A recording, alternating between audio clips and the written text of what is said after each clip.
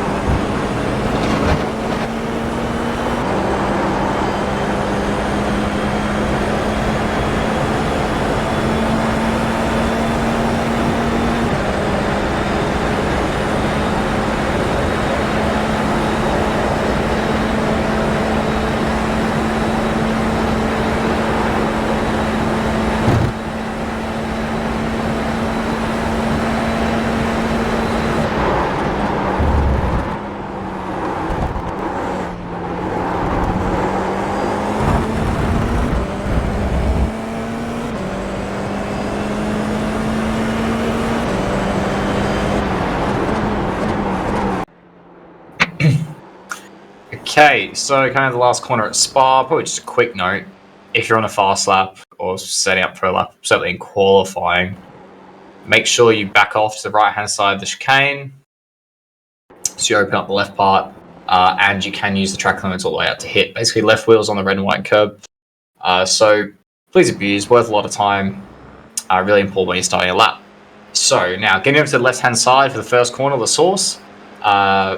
What is tricky, I think, for newer drivers, super underrated corner, one of the most important in terms of lap time, consistency, and in the race, at the end of the day, this corner is not only a really popular overtaking spot, it's somewhere where your exit's going to define, how easy it's going to be overtaken, for you to be overtaken or to do overtaking into a rouge and into the comp. So keeping that in mind, let's get this corner right.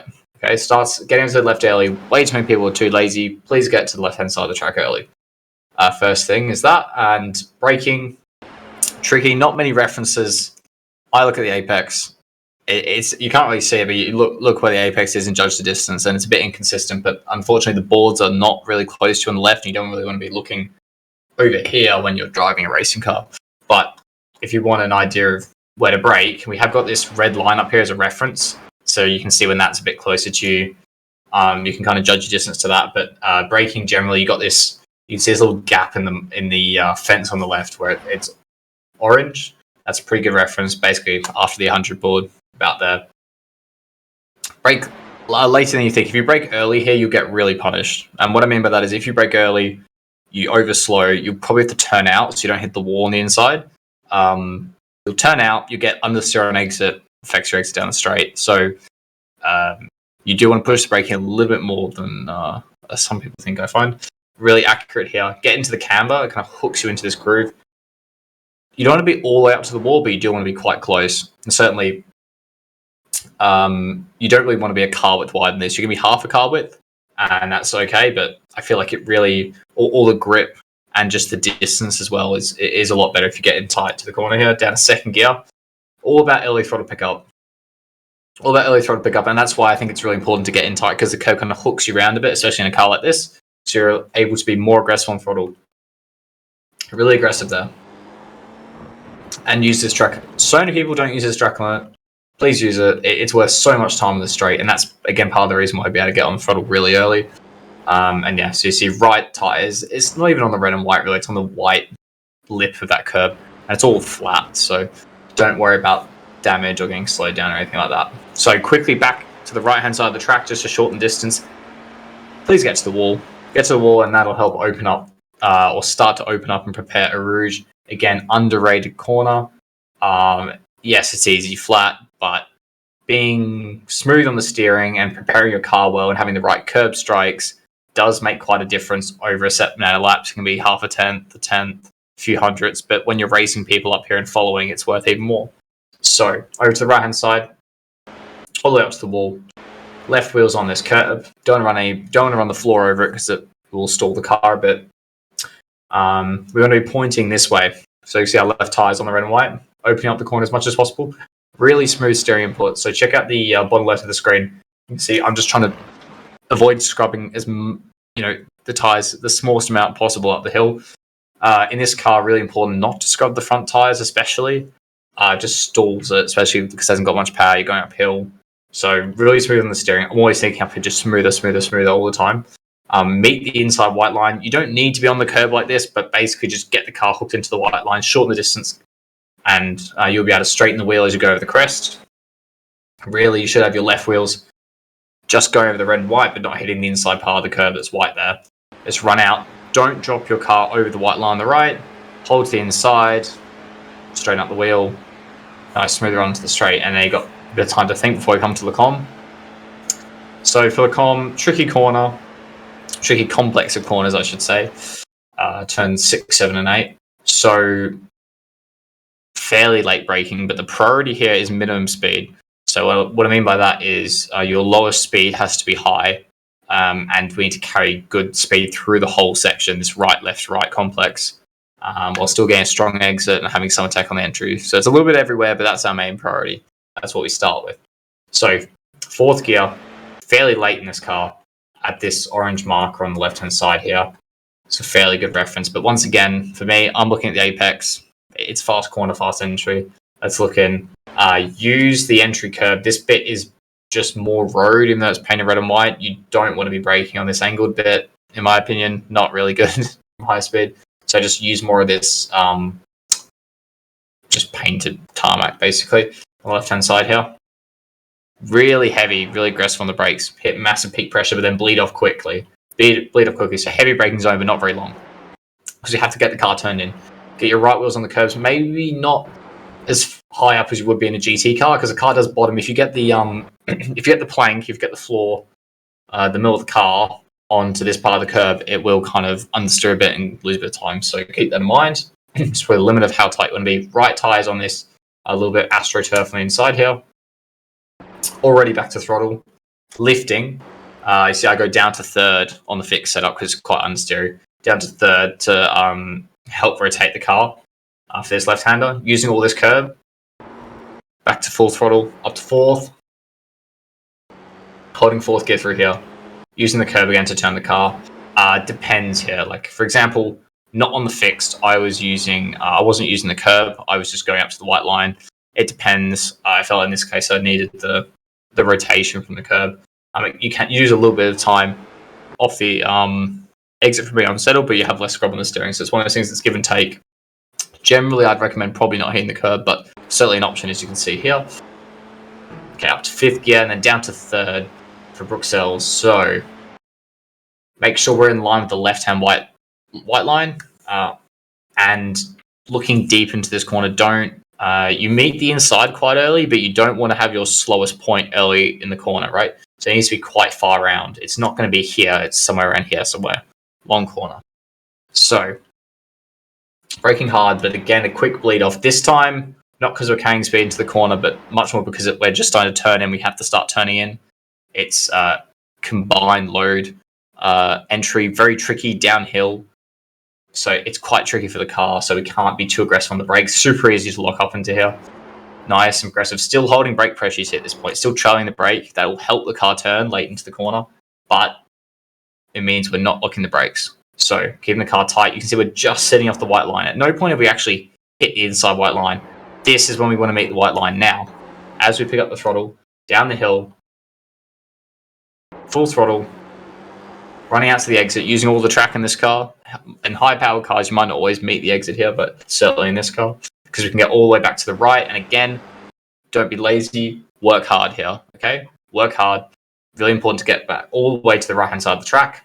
Get on this entry curb. And it's just a lift into no-name. Once again, with the curb here, it's not obvious to me whether or not you need to take it. It depends on the lap, and if you need a bit more help towing the car, hit the curb. If not, then don't take the curb because it loses you maybe a few hundreds just from unsettling, but it can help turn the car, as you see here. So the main thing, though, is that we're carrying speed.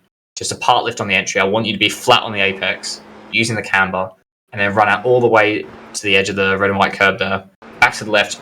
Really easy to get an off track here on this little bit of gravel, just being late. So keep that in mind. Okay, so Pool on next. Really fun corner this. Bit of a dodgy entry curb. In this car, it's pretty safe though, fortunately, unlike some GTs and prototypes. Nice little brake here. Down to 5th gear. Main thing here is don't overbrake. Don't overbrake. If you brake hard and turn aggressively, this car will just understeer or get a snap of oversteer and then understeer or it'll spin backwards through the corner or something. Be nice and gentle with the car. You're going at high speed. Don't pitch it aggressively. So by that I mean don't move all the weight suddenly onto the front axle when you smash the brake really hard and the car goes like that. So just be nice on the brake here. We don't want to kill the speed either. We want to carry the momentum. Remember, we haven't got much horsepower. We're a light car. Carry the speed through the corner. 5th gear. Really nice throttle pickup. Again, doesn't have to be super aggressive here, but try to get the full throttle as quickly as possible just to help turn the car a little bit. Don't really want to run the inside curb. You just want to kiss the white line. Absolutely kiss the white line. Same in real life. You don't want to hit the inside curb. It kind of just puts you out wide a bit. And the track limit wise, you can run wider than this. I find in this car just drags you off and you end up holding the steering. So you can run to your left tires go past. As an off track when your left tires have gone off the red and white. Okay, now just keeping it tight, showing the distance, being smooth on the steering, run the car out to the edge of the track, get back to the left. Here we've got Fagner or Piff Path, as is known to some. 4th gear for this one. Main thing, you got to be late. You got to meet the inside curb late. If you brake too early or you brake too hard, you will meet the curb, the inside curb back here. We don't want that. We want to meet it as late as possible. A bit tricky on the fixed setup because it hasn't got much wing, but still we want to meet it as late as possible. So you can see quite late on the brakes, hard on the brakes. Kind of turn the car in from quite a wide point, meet the white line, get on the curb, and that's when you can get on the throttle. This car rotates really nicely once you get onto the curb here. On the throttle, just you're going to need a little bit of a lift here to turn the car. You can get onto that left curb as well, and that will help turn the car. Track limits wise here, as long as you have your left wheels on the red and white, you'll be okay.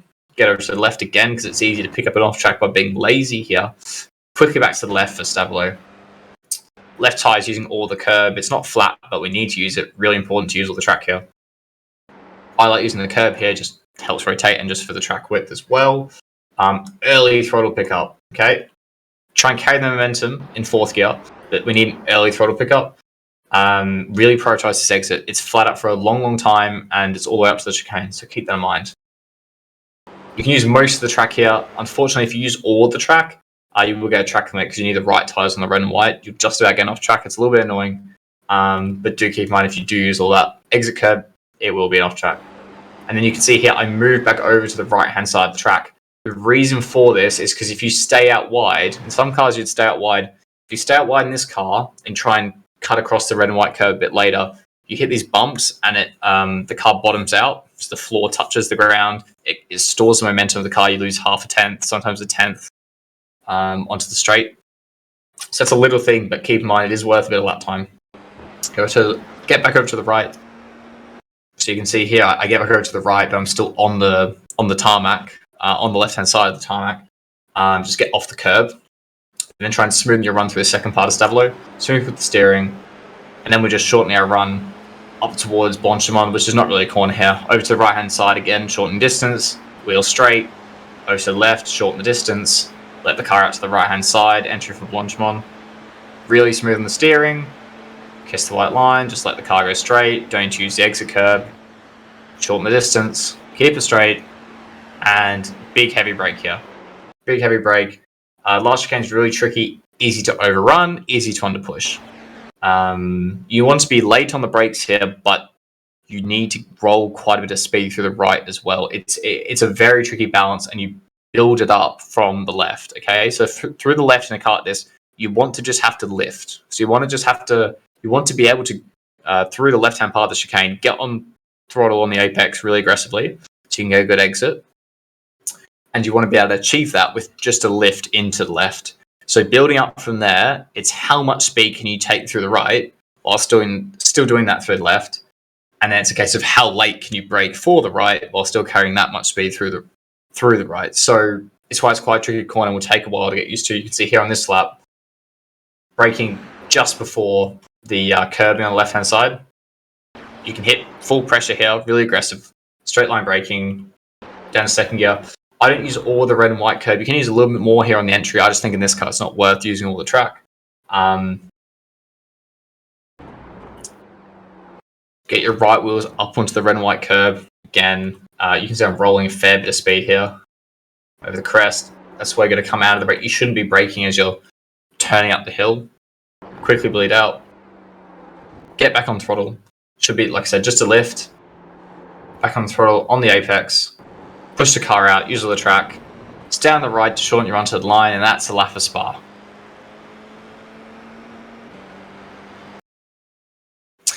Okay, so that takes us to the end of the video. Thank you all for watching. If you want to check out the Coach Dave Academy Discord, you can find that in the YouTube video description. And make sure to like and subscribe so you can keep up to date with all the new videos we've got coming out. See you next week.